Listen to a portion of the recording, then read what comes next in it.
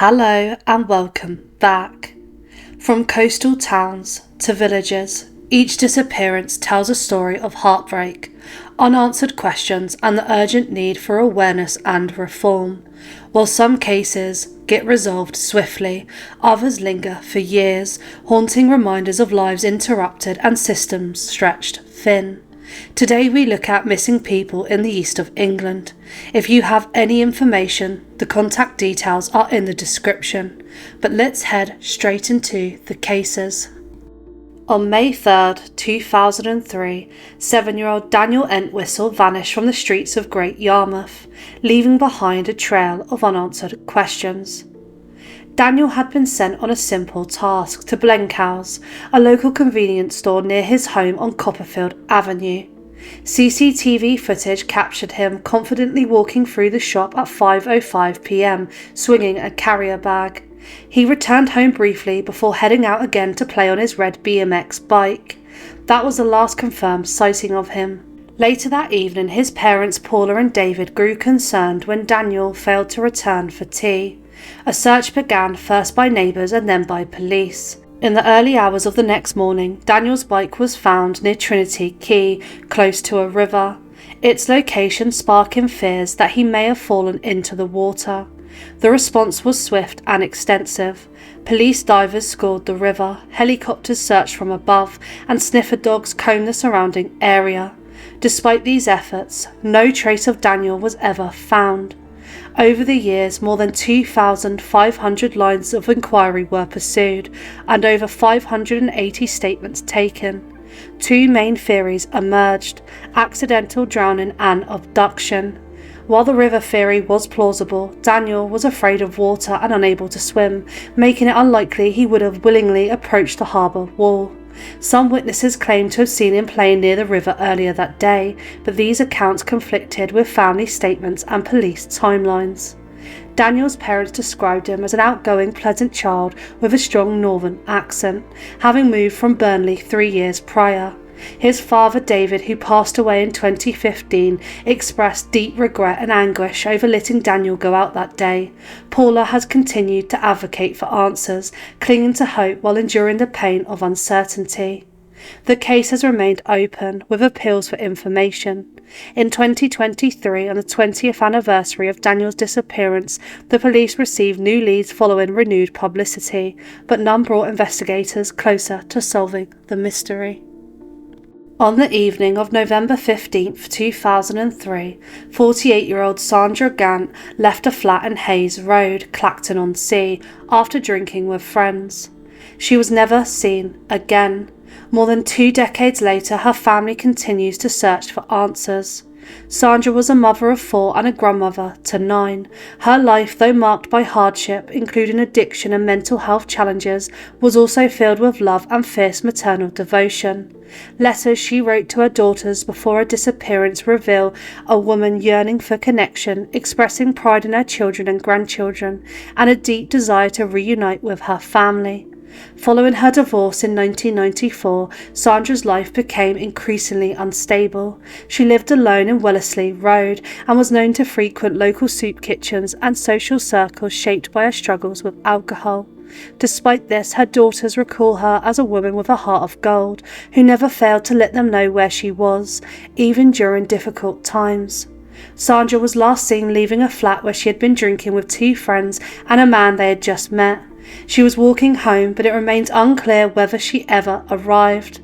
Her daughter Carrie reported her missing 6 days later, after failing to reach her at home. The police launched a murder investigation. 4 people were arrested but never charged. Despite extensive efforts, including hundreds of searches, statements and investigative actions, the case went cold. Sandra's daughters, Carrie, Michelle and Lauren, have never stopped searching. They've retraced her steps, spoken to those who knew her, and shared their story on platforms like the Missing podcast to raise awareness. Their reflections are raw and heart-wrenching. They said, "She's missed weddings, grandchildren being born, all the kind of stuff you'd imagine your mum would be at until you're old." Unfortunately, there has been no further leads in her disappearance. On the 30th of August 2006, 15-year-old Joanna Animah vanished from Garden City, Hertfordshire. Her disappearance, quiet and largely unpublicised, remains unsolved nearly 2 decades later. Joanna was just entering adolescence when she went missing. At 15, she was navigating the complex world of being a teenager, friendships and family life. Details about her personality, interests and circumstances are scarce in public records. The case slipped through the cracks of media attention. Despite this, her disappearance was formally registered and remains active on the Missing People database. The charity continues to appeal for information. In the early hours of the 12th of May 2006, 19-year-old Luke Durbin vanished from Ipswich town centre after a night out with friends. Nearly 2 decades later, his disappearance remains one of Suffolk's most enduring and heartbreaking mysteries. Luke was described as intelligent, witty and deeply affectionate. He lived in Suffolk with his mother and sister, forming a close-knit trio after his parents' separation. A talented guitarist, he briefly studied music technology at Colchester College before dropping out due to the long commute. He later found work at a deli and was known for bringing home food to cook for his family. On the night he disappeared, Luke had planned to stay at his friend's house, Alex, in Woodbridge. He left behind his motorbike, wallet, keys and phone, suggesting he intended to return. After clubbing at Zest nightclub in Ipswich, he became separated from his friends. CCTV footage later captured him walking alone through the town centre, attempting to get a taxi without his wallet, and finally crossing a zebra crossing near the bus station at 4 a.m. That was the last confirmed sighting. Luke's disappearance was immediately deemed out of character. Police launched extensive searches, reviewed CCTV footage and interviewed over 100 contacts from his phone. Despite these efforts, no trace of Luke was found. Over the years, theories have emerged, some suggesting a hit and run, others pointing to a possible criminal involvement. A silver Volvo, seen near the last known location, was using false plates, remains a key point of interest. Luke's mother believes the driver may hold vital information.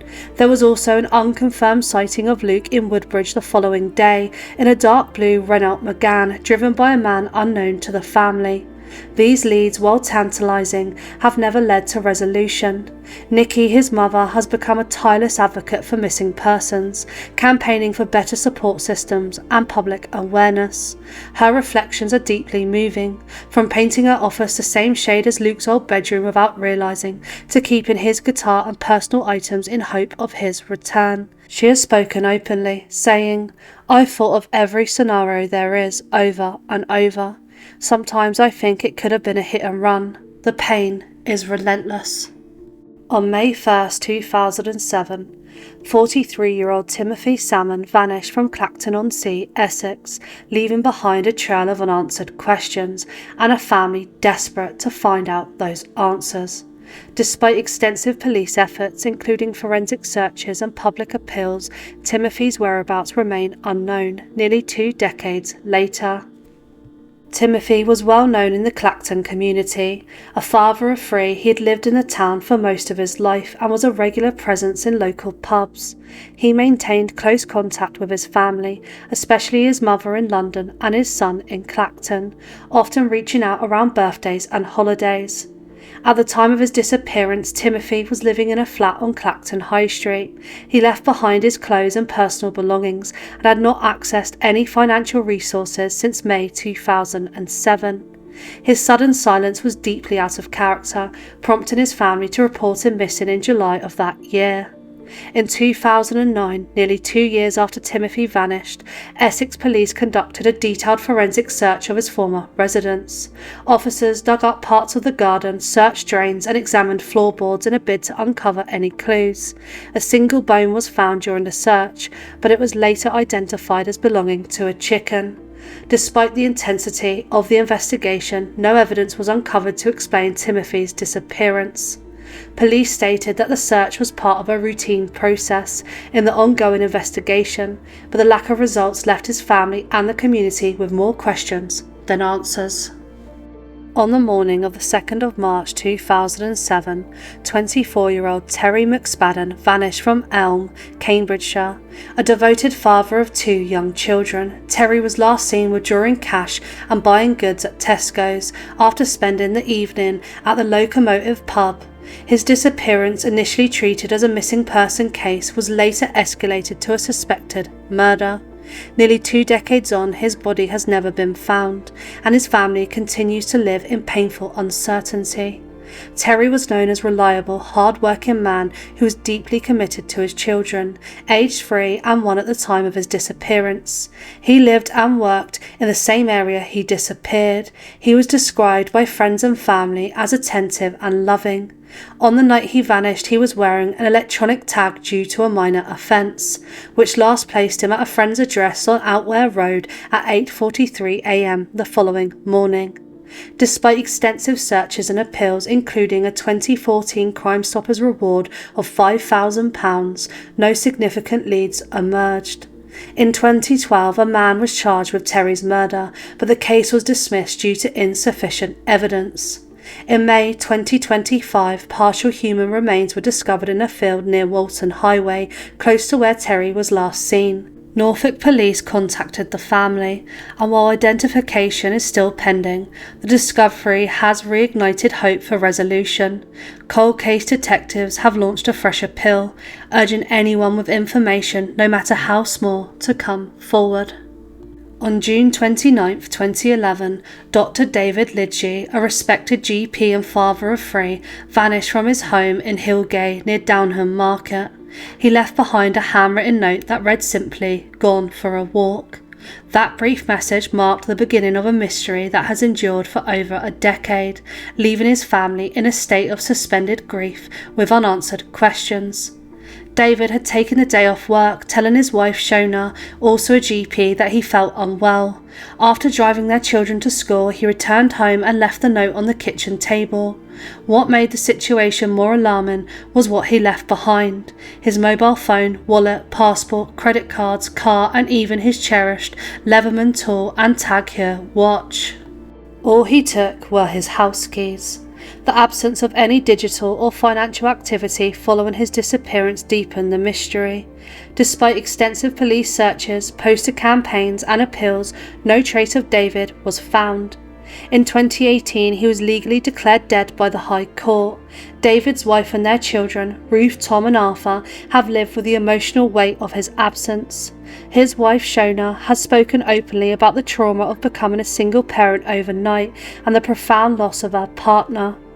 David is a huge loss to our lives, still and always will be. He left a massive gap that can't be filled. Yet, in a twist that reignited hope, she began receiving mysterious messages in 2018 from someone claiming to be David. One text read, "You will see me again soon," and another voice message said, "I'm on my way home, been delayed in Australia, have a newspaper from me, D." The messages contained personal details and writing styles that felt familiar, though police were unable to verify their origin beyond a London location. She has continued to believe in her heart that David may still be alive, somewhere, having chosen to walk away from a life he no longer wanted. She has made emotional appeals, travelled to Leicester, where David studied medicine and supported the local rugby team, and distributed posters and belongings at shelters, hoping for a breakthrough. On the 13th of August 1998, 35-year-old Lorraine Freeman vanished from her home in Purfleet, Essex. She was last seen waving goodbye to her partner as he left in a taxi for a trip abroad. When he returned, Lorraine was gone. No note, no sign of struggle, just silence.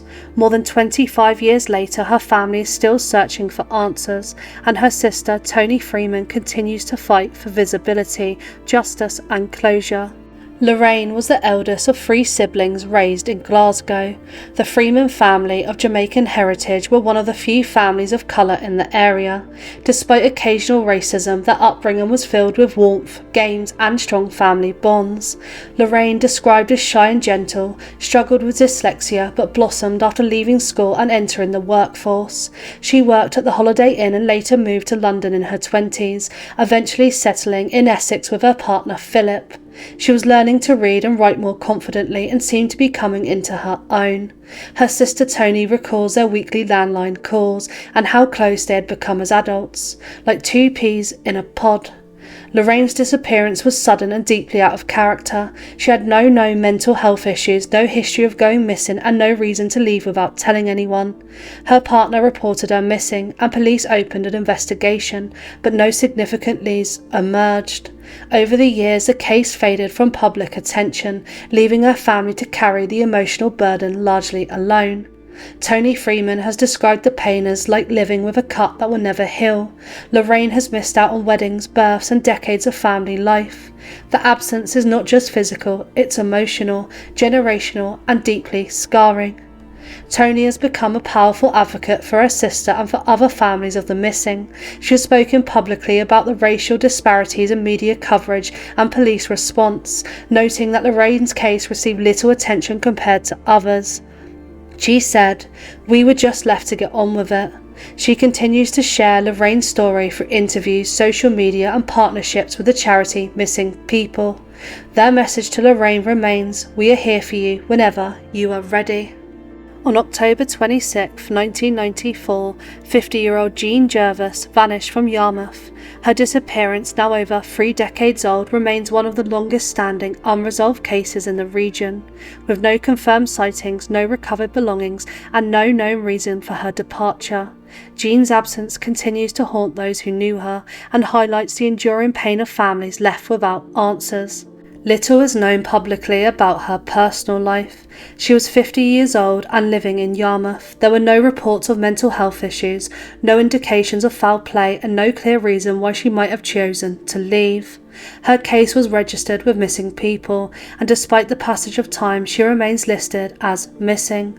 The lack of detail surrounding Jean's life and disappearance reflects a broader issue in missing person cases. The quiet ones often receive less attention. When there is no dramatic circumstances, no media coverage, and no immediate leads, cases can fade from public view, leaving families to grieve in silence. In the early hours of Boxing Day 2017, 21-year-old Sophie Smith left her home in Galston, Norfolk, wearing only a vest and shorts. She was last seen on CCTV running towards the beach. That brief, haunting image marked the beginning of a desperate search and a deeply painful chapter for her family, friends, and community. Sophie was a student at the University of East Anglia, described by loved ones as bright, caring, and deeply loved, but beneath the surface, she was battling severe anxiety and depression. Her family later revealed that she had been receiving treatment and had openly discussed suicidal thoughts, including a desire to end her life in the sea. On the morning of her disappearance, Sophie left behind a note and messages for her loved ones, outlining her intentions. She did not take her phone, wallet, or any belongings. Her sudden departure and the circumstances surrounding it triggered immediate concern and a large-scale search. Police, Coast Guard teams, lifeboat crews, and volunteers mobilised quickly. Search efforts focused on the coastline near her home, and a Facebook group dedicated to finding Sophie drew over 28,000 members. Her mother, Lynn Shaw, made emotional public appeals, urging Sophie to come home and encouraging others struggling with mental health to seek help. Despite extensive efforts, no confirmed sightings or physical evidence emerged. Sophie's bank and social media accounts remained untouched, and her disappearance became one of the most heartbreaking cases in Norfolk's recent history. In the year following her disappearance, Sophie's father, Martin, planned a seaside tribute, releasing a single rose into the waves to mark the anniversary. He spoke of the daily pain of not knowing, the triggers that reignite grief, and the absence of closure that continues to haunt the family. Sophie's sister Sarah and aunt Rebecca also joined in the search and remembrance efforts, sharing memories and urging anyone with information to come forward. The family held a vigil at Norwich Cathedral, a solemn moment of reflection and hope. On June 1st, 2014, 46-year-old Shaun Hutchings vanished from Watton, Norfolk. His disappearance, now over a decade old, remains unsolved, with no confirmed sightings, no recovered belongings, and no known reason for his departure. Shaun's case was one of a quiet tragedy. Little was publicly known about Shaun's personal life, which makes his disappearance all the more mysterious. At the time he went missing, Shaun was 46 years old. There were no public records of mental health concerns, criminal involvement, or known vulnerabilities. There has been no movement in his disappearance. On May 27, 2012, 27-year-old Anthony Stammers left his family home in Colchester, Essex, carrying a record-style bag and telling his mother he planned to stay overnight with a friend. He sent a text an hour later asking her to make sure his trousers were ready for his grandfather's funeral the next day, but Anthony never arrived at the service, and he has not been seen since. More than a decade later, his family continues to live in the shadow of uncertainty, searching for answers and holding on to hope. Anthony was a gifted musician with a distinctive personality.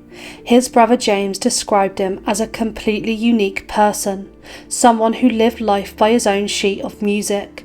He had a close relationship with his family, especially his siblings Kathy and James, and was known for his emotional maturity. On the day he disappeared, Anthony withdrew money from a nearby petrol station, his last known financial activity. There was no CCTV footage of him doing this transaction, but police believe it was likely him. Since then, there have been no confirmed sightings, no further bank activity, and no digital trace. Anthony's disappearance has left his family living with what his father Rob calls a dual existence, trying to maintain a normal life while carrying the constant weight of his absence. His mother Julie has spoken of the emotional toll. There were and still are days when you feel like you don't want to get up, but today could be the day we find him. His brother James, who ran 100 miles from Kingston upon Thames to Colchester to raise awareness, described the early days as filled with confusion, panic and concern, which slowly gave way to a deeper, more enduring grief. Essex police have followed up on potential sightings in Colchester, Birmingham, Doncaster and London, but none have led to significant breakthroughs. In 2023, Anthony's case was featured on Channel 5's Vanished, the search for Britain's missing people, bringing renewed attention to his story. Detective Superintendent Stephen Jennings emphasised that the police continue to keep an open mind. It is really difficult to know what's actually happened, but we do absolutely keep an open mind. On April 12, 2013, 76-year-old Dulcie Brewster vanished from her home in Boston. Her disappearance sparked concern across the community and prompted a police investigation that included underwater searches and public appeals. More than a decade later, she remains missing. Dulcie was last seen at her home and her disappearance was reported shortly after. She was known locally and described as a quiet elderly woman. There were no immediate signs of foul play, but her age and the sudden nature of her disappearance raised the alarm. Police launched a search operation, including an underwater sweep of a nearby canal, but no trace of her was found. She was registered with the charity Missing People, which continues to host her profile and appeal for information. Despite the passage of time, her name remains on the register, a symbol of the enduring hope that she might one day be found. On the 11th of May 2017, 64-year-old Patricia Finnie vanished from Southend-on-Sea after visiting a friend on the Riviera Drive. She was last seen around midday in Bellevue area. A mother and a grandmother, Patricia's sudden disappearance sparked concern and confusion. Despite years of investigation, including a murder inquiry and multiple searches, her whereabouts remain unknown, and her family continues to live with the pain of not knowing. Patricia's disappearance was initially treated as a missing persons case. She had been visiting a friend and was expected to return home, but she never arrived. There were no signs of a struggle, no confirmed sightings beyond Bellevue, and no communication from Patricia after that day. In 2022, following a review by Essex Police's Serious Crime Unit, her case was reclassified as a homicide.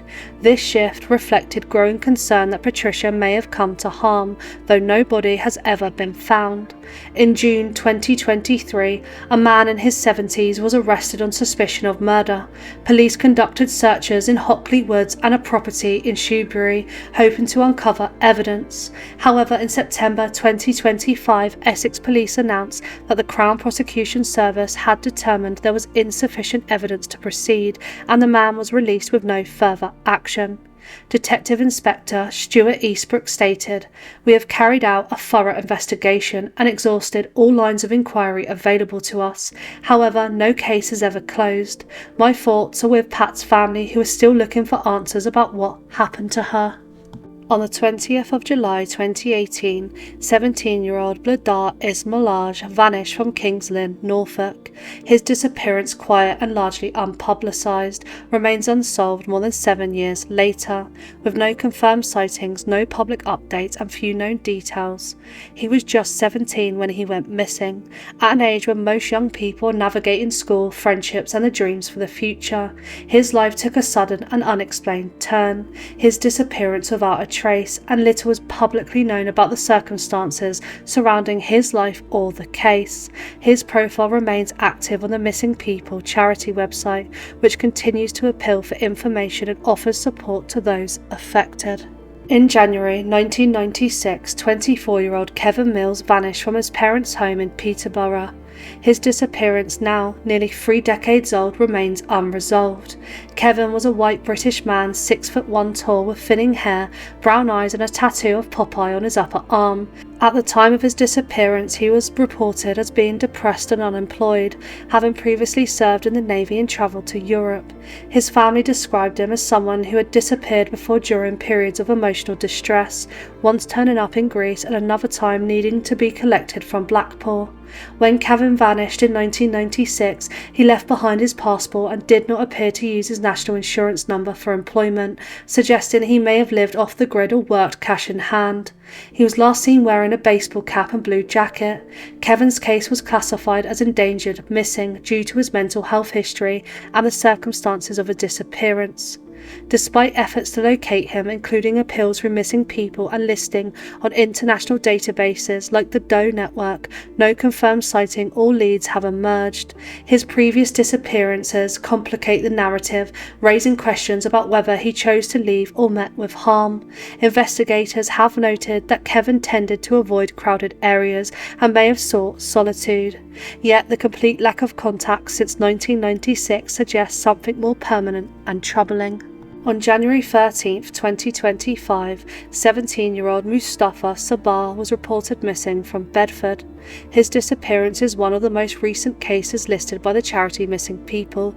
The circumstances of his disappearance have not been made public, and there are no confirmed sightings or updates since the day he went missing. His profile remains active on the Missing People website, where the charity continues to appeal for information and offers support to anyone affected by his absence. The lack of public details surrounding Mustafa's case is not unusual. Many missing teenagers, particularly those from minority or migrant backgrounds, receive limited media coverage, which can hinder public awareness and delay vital leads. On the 25th of June 2013, 45-year-old Stephen Thompson vanished from Norfolk. His disappearance, quiet and largely unpublicised, remains unresolved more than a decade later, with no confirmed sightings, no recovered belongings and no known reason for his departure. Stephen was 45 at the time he went missing. Public details about his personal life are not there, but his profile remains active on the Missing People charity website. On October 3, 2017, 15-year-old Alan Rasul was last seen at an address on Lyndhurst Road in Suffolk. He was reported missing the following morning, sparking concern among police and the local community.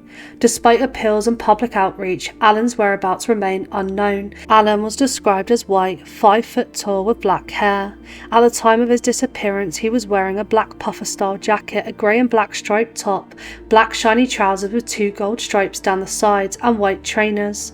Suffolk police noted that Alan was not fluent in English, which may have added to his vulnerability and complicated efforts to locate him.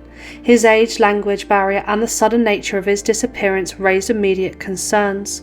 Police issued appeals for sightings and information, urging anyone who may have seen Alan or knew of his whereabouts to contact the duty sergeant at Lowestoft Police Station. Despite initial efforts, no confirmed sightings or leads have ever emerged. On December 8, 2018, 34-year-old Kamil Biecke was last seen in the early hours of the morning on Shaftesbury Road in Bury Park area of Luton. A former professional footballer from Poland, Kamil's sudden disappearance sparked concern and confusion. Despite years of investigation, including a murder inquiry and public appeals, his whereabouts remain unknown, and his family continue to live with the pain of not knowing. Kamil was a professional footballer in Poland before moving to the UK in 2016. He settled in Luton, where he was known to have links to Milton Keynes and Scotland. Though he had once lived a disciplined life as an athlete, police later revealed that he may have become involved in drug-related activity and had accumulated gambling debts. His estranged wife, still in Poland, reported him missing 6 days after he was last seen. There was no contact, no banking activity and no trace of his movements after December 8th. In 2019, the case was reclassified as a murder investigation. Detective Inspector Lee Martin, leading the investigation, has repeatedly appealed to the public, stating, "I have no doubt there are people in our community who know what happened to him. His loved ones deserve answers." On the morning of the 3rd of January 1978, Jill Brown, a 19-year-old woman from Essex, left her home for work at a local laundrette on Brooklyn Road. It was the first day back after the Christmas holidays. She never arrived. Jill vanished without a trace, and nearly 5 decades later, her disappearance remains one of the UK's longest-standing unresolved cases. Jill was described as 5 foot 2 inches tall, with shoulder-length brown hair, brown eyes and a slim build. She wore a blue Mac that morning and carried no belongings, suggesting she intended to leave home. Most concerning was that she suffered from a rare illness requiring regular medication she left behind. Her disappearance was deeply out of character. Jill was close to her family, and a sudden absence devastated her sisters Janet and Elizabeth. They have never stopped searching for answers. They continue to appeal to the public and to Jill herself, saying, "We want to make some more wonderful memories with you. There's not enough. We need more." On the morning of the 9th of June 2025, Darren Willis, a 53-year-old father of 3 and long-serving postman, left his home on Duck Lane. He was last seen just before 7 a.m. on a pathway connecting Willow Bridge and Shakespeare Road. That brief moment, captured on CCTV, remains the last confirmed sighting of him. Since then, Darren has vanished without a trace. Darren was well known and deeply loved in St Notes. Having worked as a postman for 38 years, his disappearance has shocked the community. Described as white, 6 foot 1 in tall, with short brown hair and a medium build, he was last seen wearing a dark blue hoodie, jeans, a baseball cap and white trainers. His wife Sarah Willis has spoken movingly about the pain of not knowing. "We're living a nightmare right now and just want him back home with us where he belongs. We all love him so much. He is our world." Cambridgeshire Police launched extensive searches supported by the Search and Rescue and Midshire's Search and Rescue. These efforts have included drones, sonar equipment and combing green spaces and open water areas. Unconfirmed sightings in Willington, Bedfordshire prompted further investigations, but no breakthrough has emerged. Detective Inspector Emma Garwood, leading the search, stated, "We grow more concerned the longer Darren is missing, but we haven't given up hope of finding him alive." On Tuesday, the 19th of August 2025, Alexander James Flannagan, a 45-year-old man from Feckenham, vanished from his home. His sudden disappearance has left his family, friends and local community in confusion, with police and volunteers continuing to search for answers. Alexander was described as white, around 5 foot 7 inches tall, of slim build, with shoulder-length dark brown hair and a beard. His life in Feckenham was quiet and largely private, making his disappearance all the more unsettling. He was last seen at his home, and there have been no confirmed sightings since.